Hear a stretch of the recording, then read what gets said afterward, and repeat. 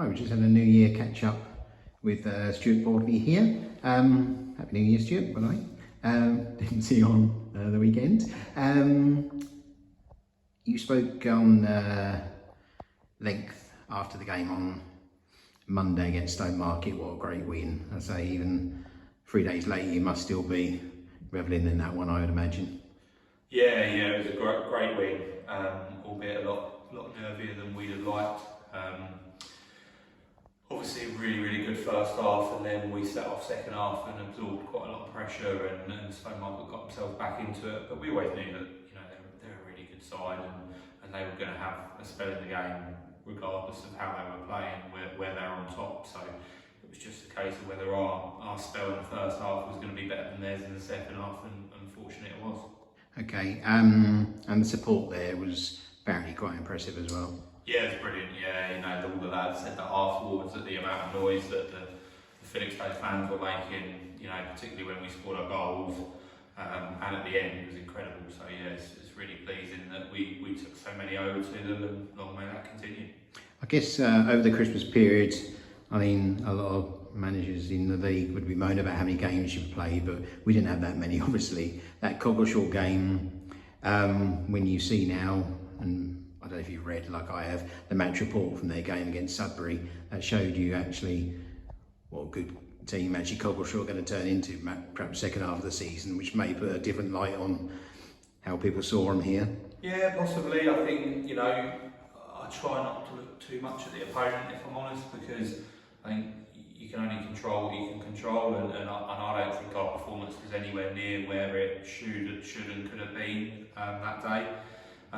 But yeah, it's taken nothing away from Coggeshall. They were a much better side on the day, and from reports I hear that was probably the case against Sudbury. But we showed against Stowmarket that we're better than what we showed against Coggeshall, and I think had we have had that form against Coggeshall, then we would have won the game. But wasn't to be. Football's about big ups and big downs, and unfortunately we had a down that day, but we still come away with a point, and that was important. Okay, a lot of people I spoke to were saying that they really felt we were due certainly a performance like what came on Monday against Stowmarket. As they, did you feel the same? Yeah, I think it's been coming for a while. I think we've kind of had some decent performances and probably not got the dominant wins in games that we perhaps could have done at times, but and equally, even when we've lost games, you sort of come out of it thinking, how on earth did we lose that? But yeah, it was a good performance at Stowe. One, we felt coming in training, and we expect that of our lads, if I'm honest. We challenged them before the game that 2 wins out of 8 away from home isn't good enough for us to be challenging at that top end, because home form is, although it's very good at the moment, it won't last forever. You're going to have games where you lose at home. So it was important that we picked up an away win against one of the top 6. Yeah, especially when you look at, I don't know if luck's into it, but when you look at the away games we've faced against the top teams this year, I think we've been unlucky. You look at last minute equaliser, Lowestoft, same at Brentwood. Late winner for Sudbury at Sudbury. When we played those teams, we haven't quite had the luck, I think, and so to get off like you did in that first 20 minutes was the game changer, really, wasn't it? Yeah, I mean, I think luck will even itself out. You'd be fairly unlucky as such if it didn't, because I think over the course of a season you'll get some bad refereeing decisions, you'll get some good ones, and you just hope that those types of things even themselves out. So, Sudbury, we weren't good enough and didn't deserve to be in the game that late.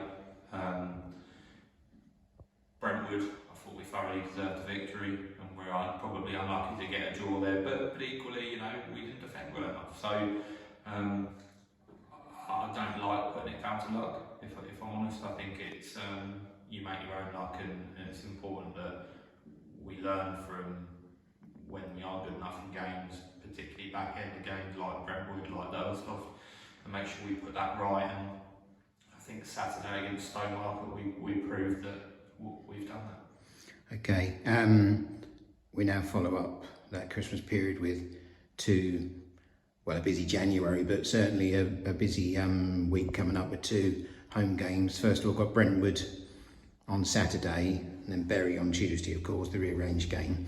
Starting with Brentwood, that's going to be hard to know what to expect from that team. They had a poor start with no wins in 6, then they went on an amazing run, and then they had a win on Monday, which was their first in 7 games again. So they're having a bit of an up and down season, aren't they?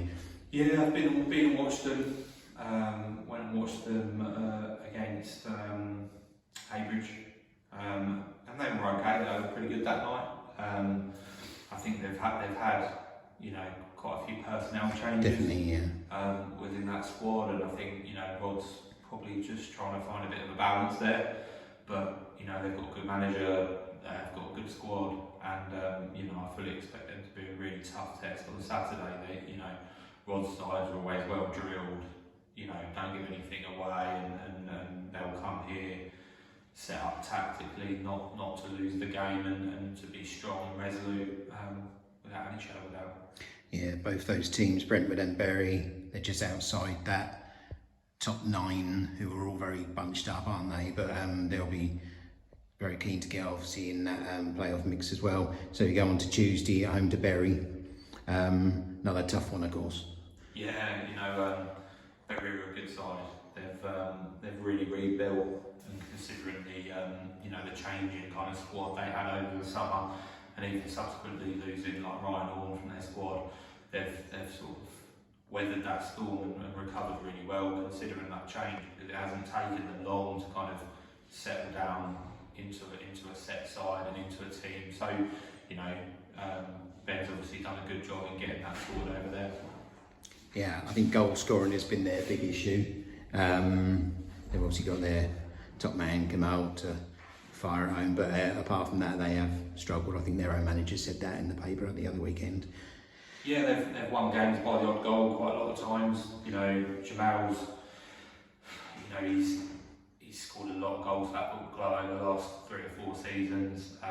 He's a good lad and does provide a lot of their goals, and equally they've lost players who also provided goals, Shaw and Ryan Horn, people like that, out of their squad. So to replace them, it is really difficult, but you can't deny they've got the results this year that have really kind of kept them in with a shout of those players.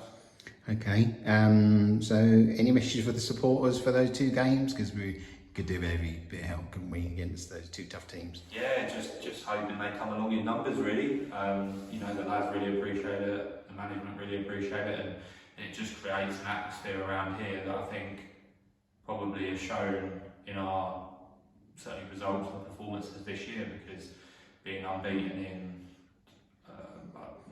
12-ish, something like that, I guess, there's no mean feat, and I think it's testament to the kind of atmosphere and the way and the feel we get around the place on a match day, that the players just want to come and perform and do their best. Okay, well thanks for the catch up, and we'll see you at the weekend.